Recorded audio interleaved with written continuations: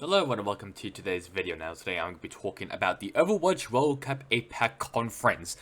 The conference have just finished, and why not we just talk about the results for APAC. And obviously I have a separate video about Europe and Middle East and also the Americas, and then I'll have a different separate video of all the teams at Overwatch World Cup. You understand the rest. So let's first talk about the teams. So first start off with Group A, we have Taiwan, but I'm going to be further. Well, from now on, I'll be referring to them as Chinese Taipei, Hong Kong, Indonesia, Japan, Philippines, and South Korea.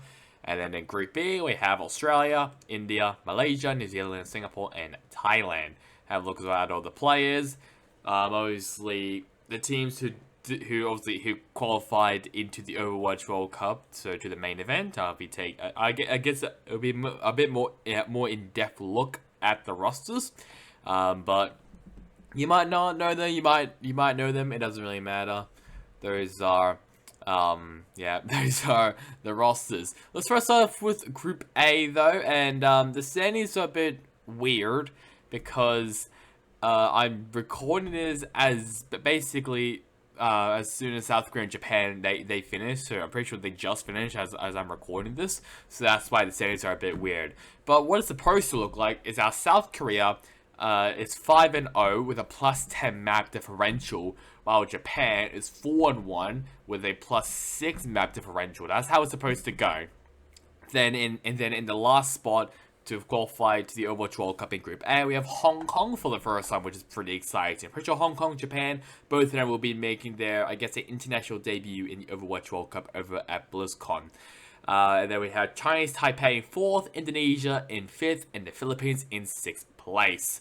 Let's now have a look at the matches for Group A, and then we'll have a look at Group B. So day one, match one, it was Japan versus the Philippines. It was a bit of a slaughterfest. Japan obviously won.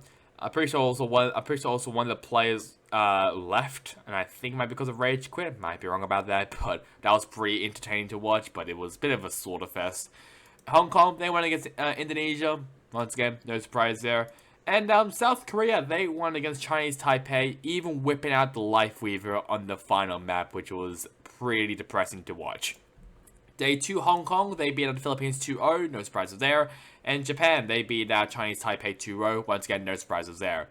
Japan, they 2-0 Indonesia in day 3, no surprise there. And South Korea, they 2-0 Hong Kong 2-0, once again, no surprise. Chinese Taipei, though, they get their first win out of 2 after winning against Indonesia. Very clean, actually, very, very clean game there for Chinese Taipei. And South Korea, they continue their dominance, as I'm pretty sure they also did this weird composition. Might be in the next match, I'm not too sure, but they had like, I don't know, I'm pretty sure it was like like Lip and who's the other DPS player? Oh crap, like Lip and Sparkle. They were on support. I'm pretty sure Hanbin and Fearless might have been on TBS, and maybe Chaya on tank, maybe it was Chaya on DPS. I'm not really too sure, but it was pretty strange of how they did it. But it was just it was just a troll fest basically. Start day 5. I'm pretty sure that's actually where it was. The weird roster changes. South Korea, they won against Indonesia 2-0. Gibraltar was very close, but I'm pretty sure that was when they were doing that weird roster. Chinese Taipei, they get their second win, this time against the Philippines. They're pretty close though, in Nepal and Shambali Monastery, but still 2-0 victory for Chinese Taipei. Japan, they 2-0 Hong Kong. There was just many 2-0s. There was no 2-1s or anything, it was just 2-0. And day 6, the final day, Hong Kong, they punched their ticket to BlizzCon after winning against Chinese Taipei 2-0. Indonesia, they get their first win, obviously against the Philippines and South Korea. They actually played on stage at the WDG studios, and once again they 2-0 Japan. So that definitely shows how strong South Korea is, and obviously the favorites of winning this whole event. Let's now go on to Group B. It was actually pretty spicy there, actually. Australia, they were the top seed in Group B. Once again, no really surprise there. They were kind of the favorites coming into this group, along with Thailand.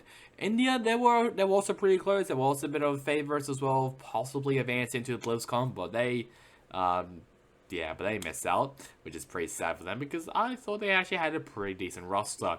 Then we got New Zealand in 4th place, Malaysia in 5th place, and Singapore down in the last place. There was some controversy as well along around Singapore. I'll try and find the tweet while I'm editing, but I'm pretty sure it was like one of the general managers or something from the Singapore Overwatch World Cup team, and there's a bunch of stuff going on in the Singapore roster. So that's probably why they struggled massively. But to be fair, they did take some maps off some pretty decent teams. And the first one actually came from Malaysia. It was a 2-1 victory for Malaysia against Singapore, so pretty close. But Malaysia, they squeaked out the victory there. And Thailand, a pretty close 2-0 victory there against New Zealand, but still, it's a 2-0 victory either way. Australia, this is the only time where they actually dropped a map in this group, as they drop against Thailand, a 2-1 victory for Australia. Obviously, if you've watched my watch party, you will probably know I was going a bit crazy over that match.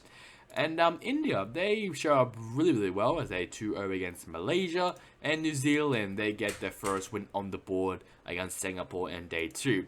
Start of day 3 started off with a 2-0 victory for India against New Zealand. Circuit Royale was pretty close, but it was still a victory for India.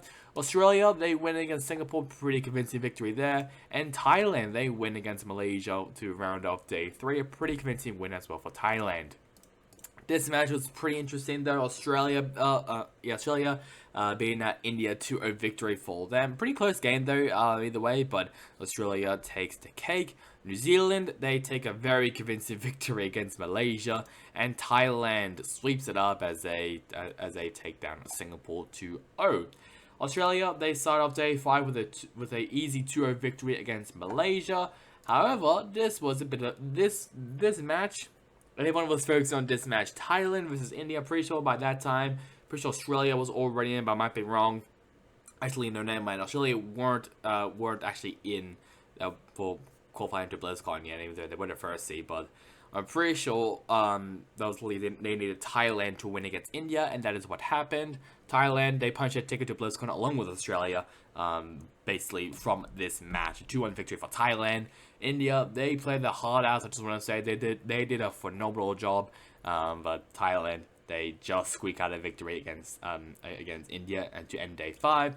And to end day 6, a 2-1 victory this time, versus India against Singapore. So India take down Singapore, but pretty surprising that Singapore actually took a map of India. And Australia, they beat out their Oceania rivals over in New Zealand, a 2-0 victory for Australia.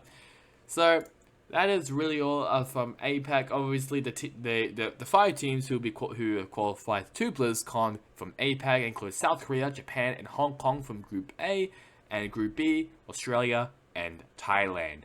Obviously, I'll have a separate video about EMEC and Americas next time. So obviously when they finish. I'm pretty sure EMEC is finishing very soon. Americas will be finished off later. So that's really about it for me. Hope you guys enjoyed it. Catch you guys next time in the next one. Goodbye.